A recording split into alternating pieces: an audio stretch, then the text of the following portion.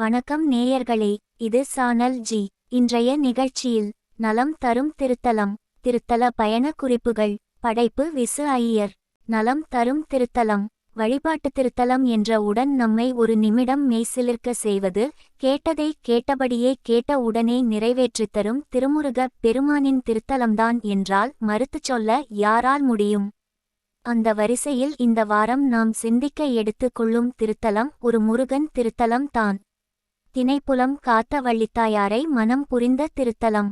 பைசல் ஆகாமல் நிலுவையில் உள்ள வழக்கில் சாதகமான தீர்ப்பு கிடக்க இந்த திருத்தலம் தான் கை கொடுக்கும். தொழில்முறை வழக்கு இருப்பவர்கள் இந்த திருத்தலத்தில் வேல் அர்ச்சனை செய்து வேண்டியதை சுலபமாக பெற்றுச் செல்லலாம். இந்த தலத்திற்கு உள்ள சிறப்பு என்ன தெரியுமா? முருக பெருமானே அருணகிரி பெருமாளுக்கு உடன் வந்து வழிகாட்டிய திருத்தலம் ஆகும்.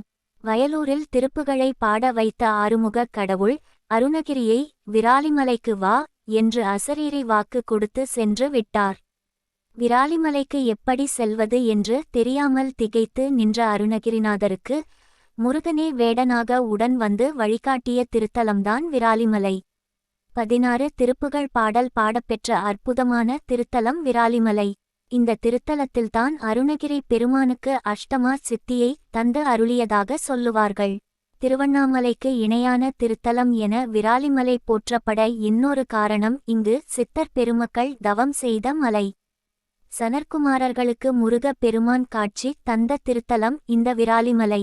நாரதர் சாப விமோசனம் பெற்ற திருத்தலம் என பெருமைக்கு பெருமை சேர்க்கும் திருத்தலமாக விளங்குவது விராலிமலை.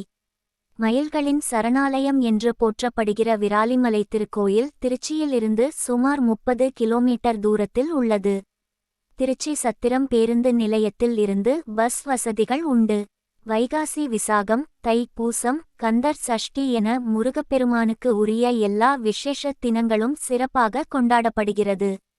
207 படிக்கற்கள் கொண்ட சின்ன மலைதான் என்றாலும் வழி நெடுகிலும் சோலைகளும் மயில்களும் சுனைகளையும் கொண்ட இந்த மலைத்தலத்தில் முனிவர்கள் மரங்களாக விரவி முருகனை வழிபட்டதால் விரவிமலை விராலிமலை என அழைக்கப்படுவதாக சொல்லப்படுகிறது. முத்துப்பழனி கவிராயர் எழுதிய குறவஞ்சி பாடல் திருவிழா காலங்களில் இங்கே நாடகமாக பாடப்படுகிறது என்பது தமிழ் கடவுள் அருள் பாலிக்கும் பழமையை பறைசாற்றுகிறது. தமிழ் கடவுளான முருகன் திருத்தலத்தில் உள்ள மயிலின் அமைப்பை வைத்து அந்த தலத்து பரிகார குறிப்புகளை சொல்லிவிடலாம் என்ற வகையில் இங்குள்ள மயில் தென் திசை நோக்கிய கூரிய பார்வையில் அமைந்து இருக்கும். இதனை அசுர மயில் என்று சொல்லுவார்கள். அதனால்தான் விரோதிகளால் ஏற்படும் தொல்லை நிலுவையில் உள்ள வழக்கு சாதகமாக அமையவும் விரைவில் தீர்ப்பு கிடைக்கப் பெறவும் இங்கு வேல் அர்ச்சனை செய்து வேண்டுதலை பெற்று கொள்ள முடியும்.